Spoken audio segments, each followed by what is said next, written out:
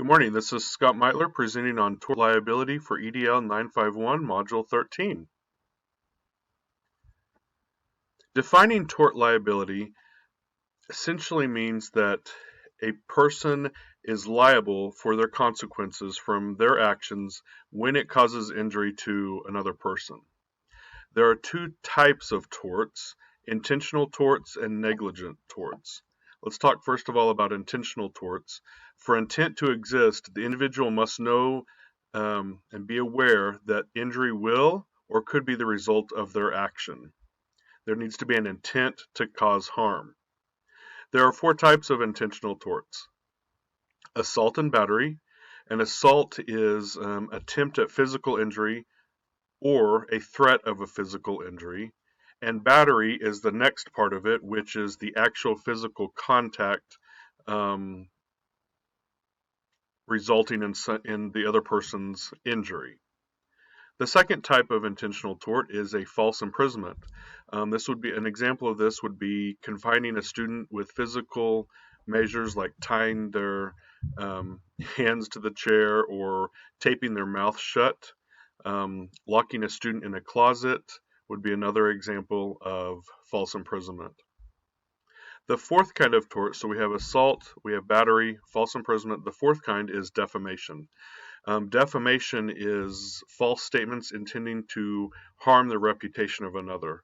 It comes in two ways. Slander, which is the verbal statements saying something about somebody else, or libel, which is written statements intended to do harm to the reputation of the other person. The second type of tort is a negligent tort. And essentially, when we're talking about teachers, this is being negligent in the duties of a teacher. And a lot of times we see this like in supervision of students. And then for negligence to be there, a negligent tort to be there, there has to be an injury as a direct result of that negligence. There are four elements when talking about, when considering it a negligent tort. There has to be a duty, so the teacher has a duty to the student or to the other person, and in that duty, a special relationship has to exist. So the teacher-student relationship is that special relationship, and then the teacher has a duty to anticipate foreseeable dangers and take steps to minimize those dangers. Some examples would be, again, student supervision or failing to report faulty equipment. Okay, the second element needed for a negligent tort is a breach of duty, which is essentially failing to protect the well-being of the students, failing to do the duty that is there. The third one is proximate cause, which relates to the fourth element of injury, but proximate cause means there's the connection between the teacher's breach of duty and the student's injury. Again, an example of this would be a lack of proper recess supervision and then the student was injured because of that. Finally, the fourth element is injury. The student has to have sustained actual physical or mental injury. And all four of those elements have to be present in order for it to be a negligent tort. What does this mean for teachers? Essentially, according to Dry, your risk is minimal if you use common sense and good judgment. The first case that I looked at was Barnett versus Caldwell, and the teacher, Phyllis Caldwell, left her students unsupervised to use the restroom. And while gone, two students began horseplaying and resulted in the death of one of the students.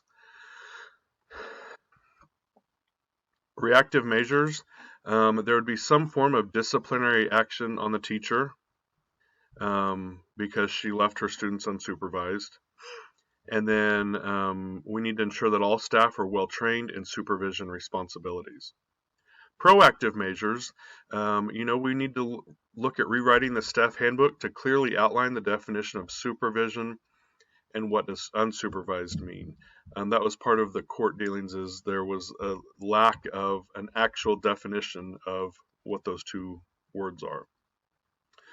There needs to be additional training for teachers on supervision responsibilities, and discuss with teachers the importance of appropriate supervision. Professional ethics. All staff in education should make sure to supervise students appropriately to avoid any negligent allegations, and adult supervision is effective in preventing misbehavior. And, I talk with the teachers all the time about if your kids are in the hallway, you need to be out there supervising, or out at recess, you need to be walking around supervising, not just huddled in a group. So, okay, so that was Barnett versus Caldwell. The next case was Brewington versus the City of Philadelphia. In PE, a student fell into a concrete wall and suffered a cut and concussion. The child's mother sued the school because there should have been padding on the wall. And the case talked all about real property and what the school considered, or what is considered real property for the school. Reactive measures, if this happened in our district, we would add padding to the high-risk areas. I don't think every wall needs padding, but those high-risk areas for sure. Some proactive measures: we need to inspect property often and make sure that there's no faulty equipment or there's no risky areas that have a potential for injury.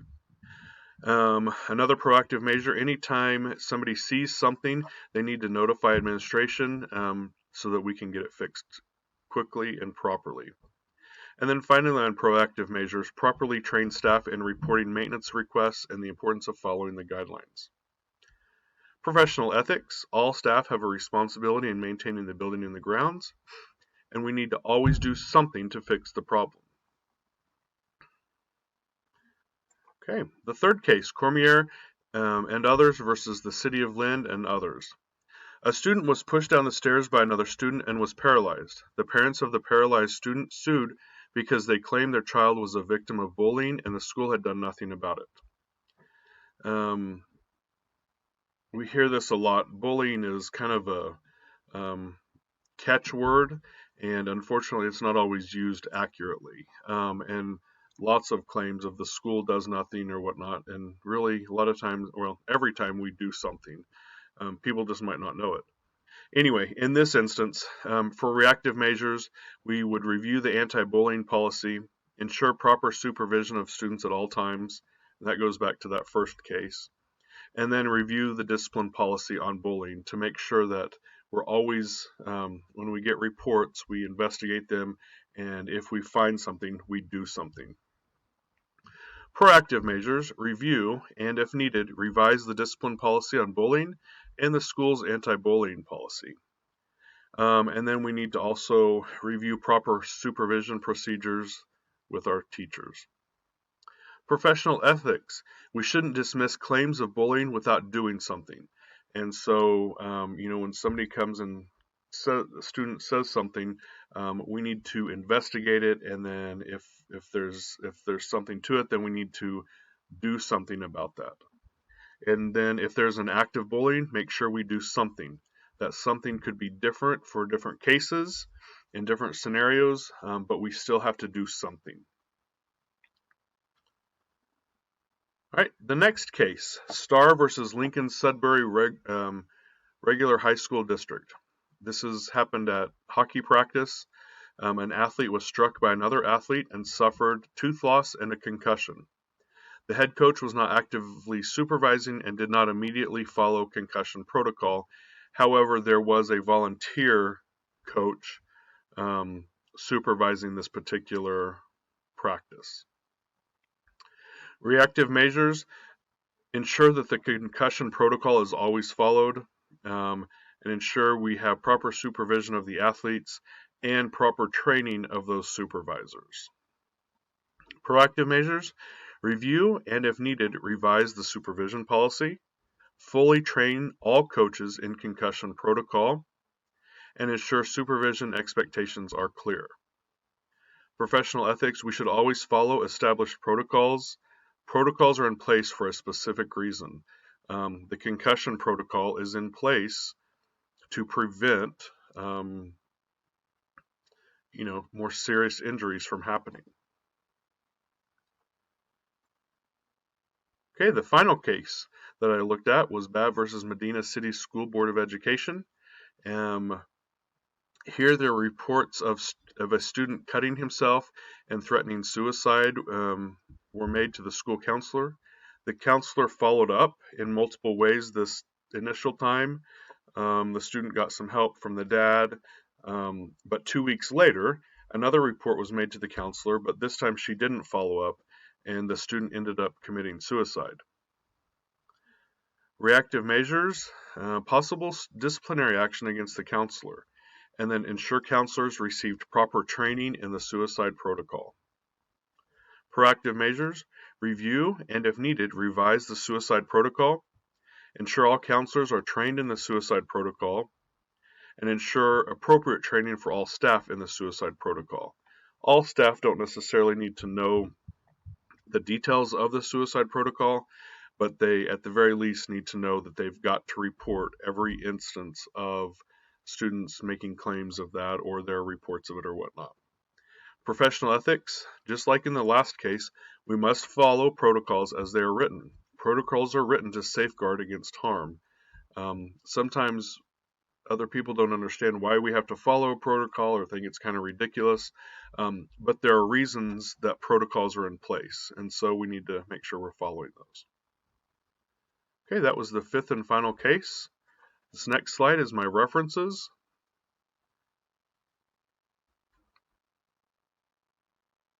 Appreciate you taking time to view this video. Thank you.